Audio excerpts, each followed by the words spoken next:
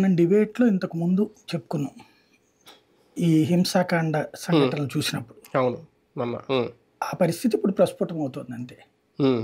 ఇప్పుడు ఆంధ్రప్రదేశ్‌లో బ్రతకాలంటే హ్మ్. ఆ పార్టీతోనన్నా ఉండు, ఈ పార్టీతోనన్నా ఉండు. హ్మ్. లేదంటే రాష్ట్రం వదిలి వెళ్ళిపో. హ్మ్.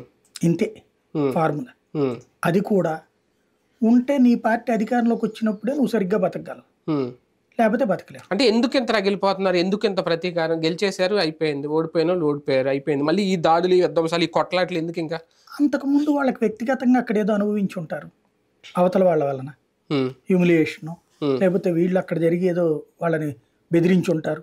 వీళ్ళు ఏమైనా దాడులు చేసి ఉంటారు హ్మ్. గతంలో. హ్మ్. ఆయన బయటకు వచ్చి ఉండకపోవచ్చు. హ్మ్. లేదా ఇప్పుడు మనం చూసినటువంటి కొన్ని సంఘటనల ఏరియాలో చూసుకుంటే గనక హ్మ్. అంటే ఇక్కడ ఏమిటంటే నోటి దూలగాడి మాటలే ఎక్కువ సమస్య.